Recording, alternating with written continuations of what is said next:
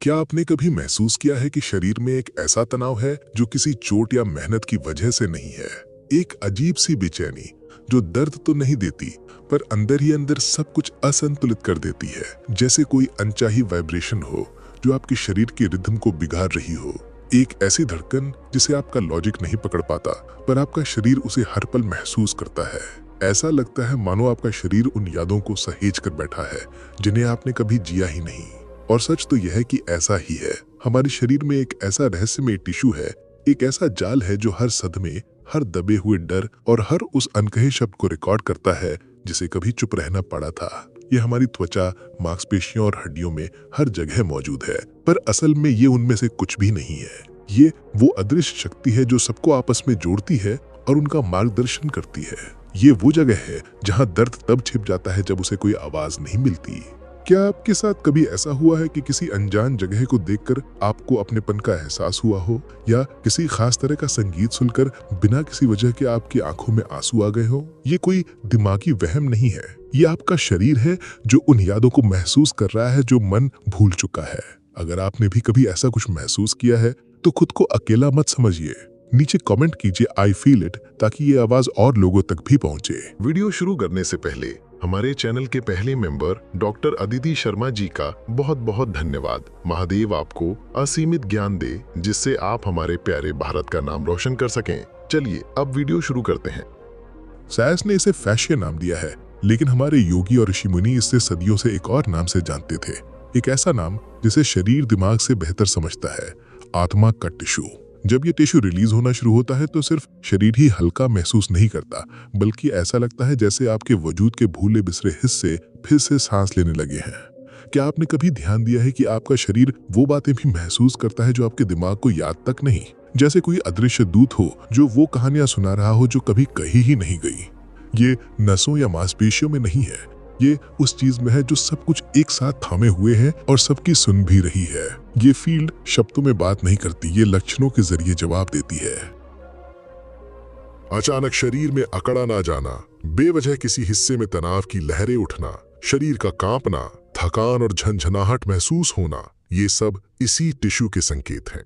आज की modern medicine इसे समझने के लिए अभी अपने पहले कदम ही उठा रही है, लेकिन हमारे वेदों और योगियों के ग्रंथों में इसे सदियों पहले ही संस्कारों का कोश या दैहिक स्मृति का अंग कहा गया था। ये सिर्फ कोलेजन का एक नेटवर्क नहीं है, बल्कि एक वाइब्रेशनल आर्काइव है। एक ऐसी जगह जहां सिर्फ आपके अनुभव ही नहीं, बल्कि आपसे पहले आई पीढ़ियों के निशान भी दर्ज हैं। विरासत में मिले डर, आपके पूर्वजों के अनकहे दर्द और उनके जीवन के वो गहरे सदमे जो आज भी आपकी ऊर्जा में गूंज रहे हैं, ये सब एक ऐसे जाल में लिपटे हुए हैं जो आपके सूते हुए भी धड़कता रहता है। हमारे ऋषि मुनि इस टिश्यू को एक ऐसा पर्दा मानते थे जो स्थूल और सूक्ष्म शरीर को, यानी विजिबल और इनविजिबल दुनिया को जोड़ता है। ये शरीर और आत्मा के बीच का एक गुप्त सेतु है, एक ऐसी सीक्रेट स्ट्रक्चर जहां समय सीधा नहीं चलता, बल्कि एक चक्र की तरह घूमता है, ठहरता है और खुद को दोहराता है। इसीलिए जब आप इस फील्ड को सही तरीके से एक्टिवेट करते हैं तो आप सिर्फ मांसपेशियों को स्ट्रेच या रिलीज नहीं कर रहे होते, आप अपने शरीर की वाइब्रेशनल लाइब्रेरी में प्रवेश कर रहे होते हैं और उन यादों को आजाद कर रहे होते हैं जो कभी आपकी थी ही नहीं, पर उन्होंने आप में जीना चुना। ये कोई अंधविश्वास या खोखला मिस्टिसिज्म नहीं है, ये एक दैहिक साधना है, एक तरह का आंतरिक कायाकल्प है। ऐसी तकनीकें हैं जो बहुत सरल पर गहरी हैं और इस फील्ड के ताले को खोल सकती हैं। ये तकनीकें शरीर को उस सब कुछ को बाहर निकालने के लिए बुलाती हैं, जैसे डर ने, किसी झूठी वफादारी ने, या बस जिंदा रहने की मजबूरी ने अब तक रोक रखा था। और उसी पल कुछ बदल जाता है। दर्द आपकी पहचान नहीं रहता, वो बस एक पड़ाव बन जाता है। जो चीज आपको अब तक रोके हुए थी वो बहने लगती है, जो बोझ आपको अपना लगता था वो घुलने लगता है और आप एक ज्यादा साफ, ज्यादा सच्ची और ज्यादा अपनी जगह से आगे बढ़ना शुरू कर देते हैं।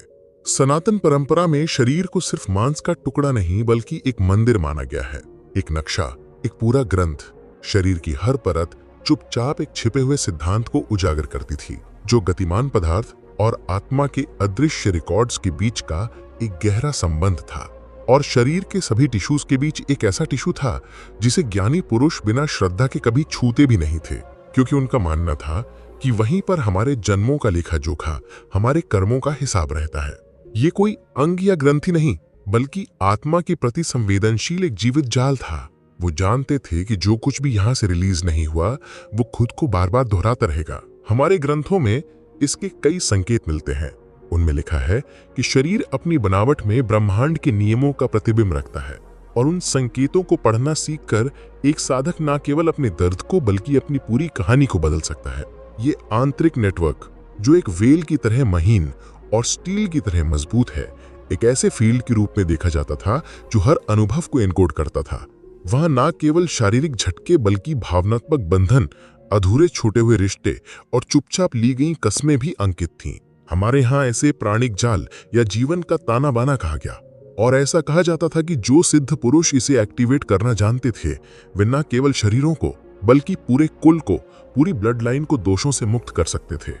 ये कोई मालिश नहीं थी, ये एक अनुष्ठान था। हर स्पर्श, हर वाइब्रेशन एक आदेश था, एक तरह की वाइब्रेशनल रीप्रोग्रामिंग का इशारा था। हमारे शास्त्र कहते हैं कि समय एक सीधी रेखा नहीं बल्कि एक चक्र है, एक स्पाइरल है, और शरीर वो पवित्र बिंदु है जहां ये सभी चक्र आकर मिलते हैं। इस अदृश्य जाल के भीतर आपका अतीत आपके वर्तमान के साथ धड़कता है और यह तय करता है कि आप कैसा महसूस करते हैं, भले ही आपको इसका एहसास तक ना हो। इस दृष्टि से देखें तो बीमारी शरीर और चेतना के बीच का एक मिस अलाइनमेंट है और हीलिंग तब शुरू होती है जब आप उस टिश्यू को पहचान लेते हैं जहां ये दोनों तल मिलते हैं। ये टिश्यू जिसे सदियों तक अनदेखा किया गया, अब साइंस इसे फेशिया के नाम से फिर से खोज रही है। लेकिन बहुत पहले इसे उस चीज का वाहक माना जाता था जिसे आज की भाषा नाम नहीं दे सकती। शरीर इसे जानता था, साधक इसे महसूस कर सकते थे और अब आप इसे याद करने वाले हैं। लंबे समय तक हड्डियों और मांसपेशियों जैसे टिश्यूज को ही शरीर के फंक्शन का मेन कैरियर माना जाता था, लेकिन हाल के सालों में एक नए नजरिए ने एनाटॉमी की हमारी समझ को पूरी तरह बदल दिया है। फेशिया, जिसे कभी मेडिकल किताबों में नजरअंदाज कर दिया जाता था, अब उसे एक सेंसरी, इमोशनल और एनर्जेटिक सिस्टम के रूप में पहचाना जाने लगा है। दुनिया के बड़ी बड़ी मेडिकल यूनिवर्सिटीज में हुई रिसर्च ने यह साबित कर दिया है कि फेशिया सिर्फ एक स्ट्रक्चरल परत नहीं है, ये एक इंटेलिजेंट इंटरकनेक्टेड नेटवर्क है जो हमारे नर्व्स से भी तेजी से सिग्नल्स भेजता है। ये स्पर्श, सदमे और भावनाओं पर रिएक्ट करता है। यह हमारे पोस्चर को आकार देता है, हमारे हर अनुभव को रिकॉर्ड करता है और हमारे सूक्ष्म विचारों पर भी प्रतिक्रिया देता है। मॉडर्न इमेजिंग टेक्निक्स ने दिखाया है कि इस टिश्यू पर काम करने से दिमाग के वो हिस्से सीधे एक्टिवेट होते हैं जो इमोशनल पेन, यादों और हमारी आइडेंटिटी के प्रोसेसिंग से जुड़े हैं। रिसर्च ये भी बताती है कि फेशिया का मूवमेंट हमारे ऑटोनॉमिक नर्वस सिस्टम से गहराई से जुड़ा है। दूसरे शब्दों में, जब आप इस टिश्यू के साथ इंटरैक्ट करते हैं तो आप सीधे अपने सबसे अचेतन मन से, अपने अनकॉन्शियस बायोलॉजी से बात कर रहे होते हैं। यही कारण है कि कुछ तनाव स्ट्रेचिंग, मसाज या आराम से भी नहीं जाते, क्योंकि वे सिर्फ फिजिकल नहीं है, वे शरीर की सबसे गहरी परतों में बंद संदेश हैं जो एक ऐसे रिलीज का इंतजार कर रहे हैं जो मस्कुलर नहीं, वाइब्रेशनल है। आज साइंस वो माप रही है जिसे शरीर हमेशा से चुपचाप कहता आया है। ये कुछ नया खोजने के बारे में नहीं है, ये उस आवाज को सुनने सीखने के बारे में है जो हमेशा से हमारे भीतर से बोल रही है। आपको और ज्यादा कंट्रोल या टेक्निक की जरूरत नहीं है। आत्मा का ये टिश्यू आपसे बस एक चीज मांगता है, समर्पण। अपनी त्वचा के नीचे धड़कती उस प्रज्ञा के प्रति समर्पण, उस मौन कोड के प्रति जो तभी खुलता है जब आप बिना समझने की कोशिश किए बस सुनते हैं। इस प्रक्रिया को सिखाया नहीं जा सकता, इसे केवल एक्सेस किया जा सकता है। लेकिन ऐसे रास्ते हैं, ऐसे आंतरिक अनुष्ठान हैं जो इस तरह के सुनने को फिर से एक्टिवेट करते हैं। ये कोई फॉर्मूला नहीं है बल्कि एक फील्ड है, न्यूरो क्वांटम रिलीज का एक ऐसा क्षेत्र जिसे मन से पहले शरीर पहचानता है। शुरुआत ऐसे करें। पहला कदम, मन को शांत करें। जहां शोर है वहां सच्चा रिलीज नहीं हो सकता और सबसे ऊंचा शोर एक बेचैन मन का होता है। पहला कदम उस आवाज को धीमा करना है। जमीन पर पीठ के बल लेट जाएं, पैरों को जमीन पर रखें और घुटनों को मोड़ लें। अपनी आंखें बंद करें और कुछ भी न करें, बस एक साक्षी की तरह देखें। आप जितना रिलैक्स करने की कोशिश करेंगे, शरीर उतना ही विरोध करेगा। शरीर को तय करने दे कि कहां से शुरू करना है। दूसरा कदम, आंतरिक श्रवण में धुने। इस शांति में कुछ जागता है, सूक्ष्म संवेदनाएं बोलने लगती हैं। उंगली में एक झुंझुनी, कूलों में गर्माहट, गले में एक बदलाव। ये रिलीज के द्वार हैं जो खुलने लगे हैं। ये कोई रैंडम फिजियोलॉजिकल रिएक्शंस नहीं है, ये वाइब्रेशनल रिकॉर्ड्स हैं जो खुलने वाले हैं। बस वहीं रहें, इसके साक्षी बने। तीसरा कदम, सूक्ष्म रिलीज को होने दें। अगर शरीर कांपता है, जम्हाई लेता है या सिहरता है तो उसे रोके नहीं। ये मूवमेंट्स कोई गड़बड़ी नहीं है, ये सुधार है। ये वो एंसेस्ट्रल कोड्स हैं जो अपनी सुप्त अवस्था से बाहर आ रहे हैं। जब फैशिया चाहने देता है तो जो छिपा था वो हिलने लगता है और अब आप कंट्रोल में नहीं रहते। ये चेतना है जो भीतर से जाग रही है। अब आप अपने रूटीन के शरीर में नहीं हैं। आपने एक दूसरे क्षेत्र में प्रवेश कर लिया है जहां समय धीमा हो जाता है और आपकी परसेप्शन का विस्तार होता है। चौथा कदम, बिना खोजे स्कैन करें।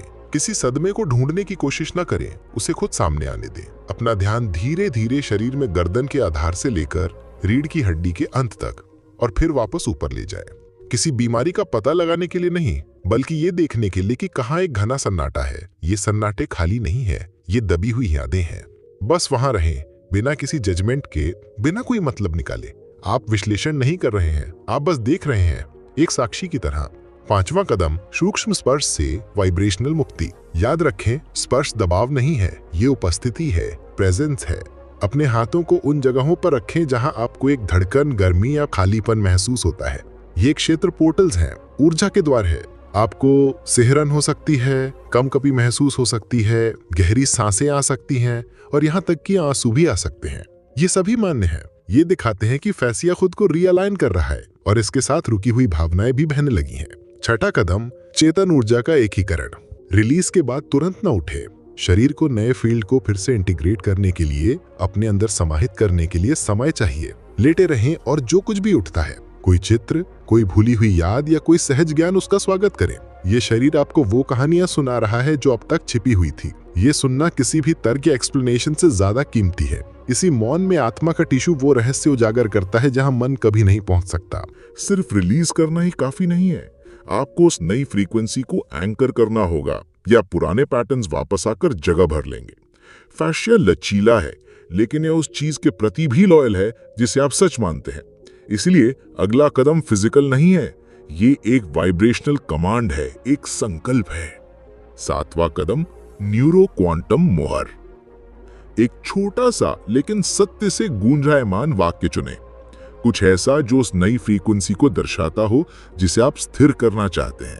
इसे किसी और मंत्र की तरह दोहराएं नहीं, इसे ऐसे दोहराएं जैसे आप वास्तविकता के फैब्रिक में कोड सील कर रहे हों। फैशिया उपस्थिति से भरी हुई इरादे पर प्रतिक्रिया देता है। इसे धीरे धीरे 3 बार बोलें, आपका पूरा शरीर उसे सुनता हुआ। आठवां कदम, दैनिक माइक्रो कॉन्सेक्रेशन। हर दिन जब आप जागते हैं, अपने हाथ को अपनी छाती के केंद्र पर रखें। एक गहरी सांस लें और मोहर के वाक्य को चुपचाप एक्टिवेट करें। इसे याद करने के लिए नहीं, बल्कि उस फील्ड को फिर से कंफर्म करने के लिए।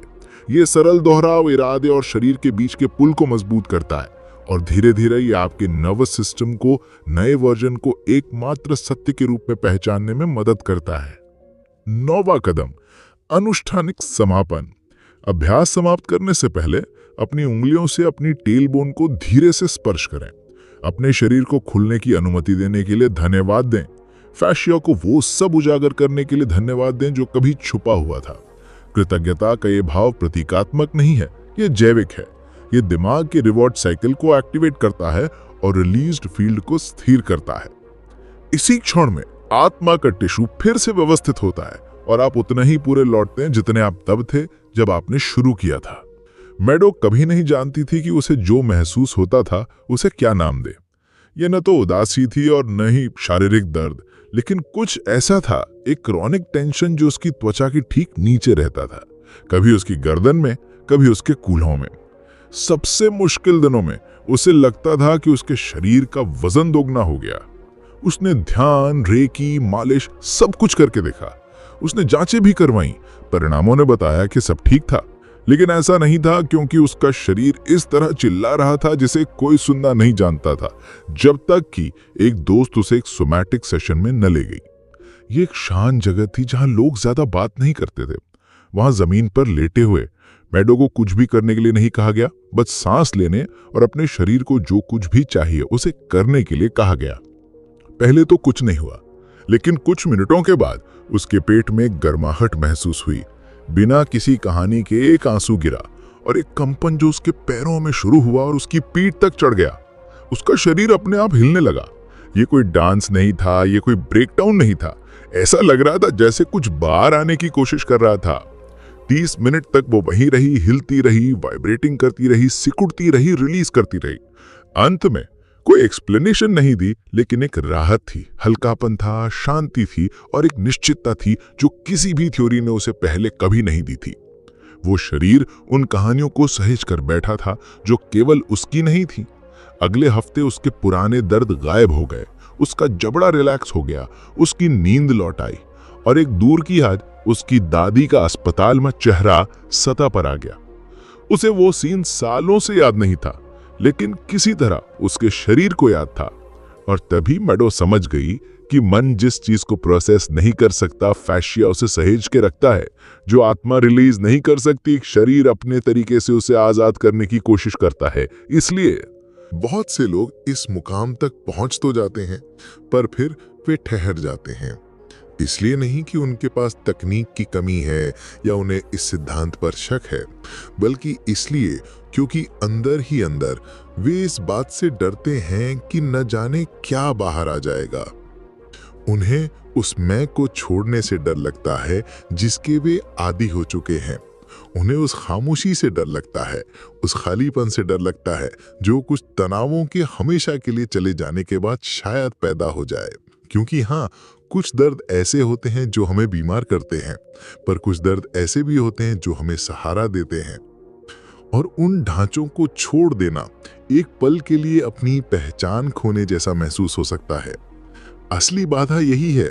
ये शारीरिक नहीं है, ये बाहरी नहीं है, ये दर्द के साथ एक ऐसा अदृश्य लगाव है जो एक पनाहगाह बन चुका है। लेकिन यहीं पर वो रहस्य है जिसे हमारे पूर्वज समझते थे। शरीर उसे कभी रिलीज नहीं करेगा जिसे आप अभी भी अपने मन से कंट्रोल करने की कोशिश कर रहे हैं। इसका राज है उस निगरानी से बाहर निकलना, समझने की कोशिश छोड़ देना और रिलीज को अपने तरीके से होने देना, बिना किसी रूप के, बिना किसी स्क्रिप्ट के, बिना किसी उम्मीद के। जब आप आत्मा के टिश्यू को एक्सेस करते हैं तो आप सिर्फ अपनी एनाटॉमी को नहीं छू रहे होते, आप एक ऐसी वाइब्रेशनल इंटेलिजेंस की फील्ड को एक्टिवेट कर रहे होते हैं जो ठीक ठीक जानती है कि उसे क्या करना है अगर आप उसे अनुमति दें। काया पलट के लिए बल की जरूरत नहीं होती, इसके लिए जरूरत होती है उपस्थिति की और उस हिम्मत की जिससे आप शुरुआती असुविधा से गुजर सकें बिना खुद को फिर से बंद किए। शरीर इतना बुद्धिमान है कि वो खुद को कभी नुकसान नहीं पहुंचाएगा, लेकिन उसे आपके पूरे अस्तित्व की जरूरत है, सिर्फ आपके विचारों की नहीं। ऐसे रिकॉर्ड्स हैं जो मन में नहीं बल्कि हमारे हाव भाव में, हमारे तनाव में और शरीर की खामोशियों में जीते हैं।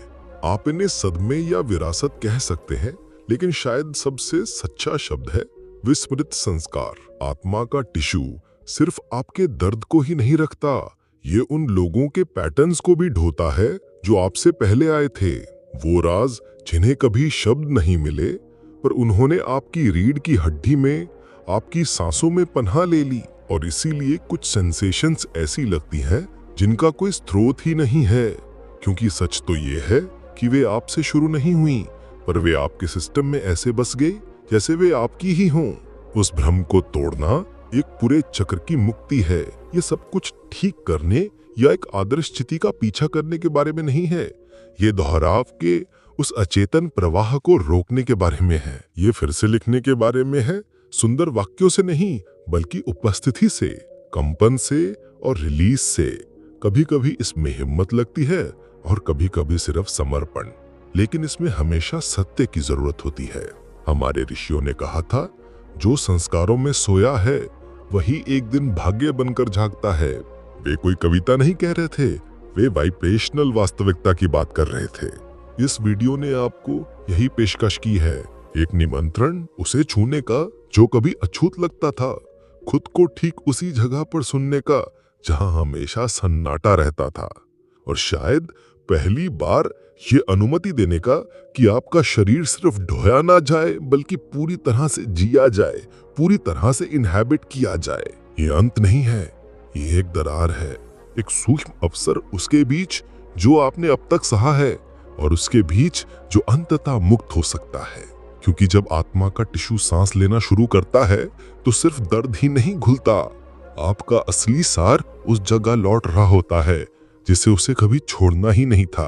आप स्वयं तक ना लौटे बल्कि अपने स्वरूप में स्थित हो जाएं।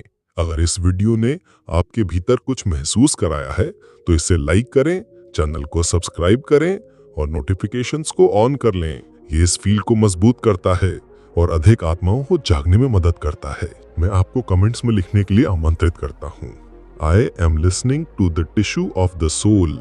ये वाक्य इस रिलीज और रिकनेक्शन के पोर्टल में आपकी उपस्थिति को सील करता है। इस वीडियो को किसी ऐसे इंसान के साथ शेयर करें जिसे ये याद दिलाने की जरूरत है कि शरीर सिर्फ मांसपेशियों को ही नहीं बल्कि यादों को भी सहेजता है।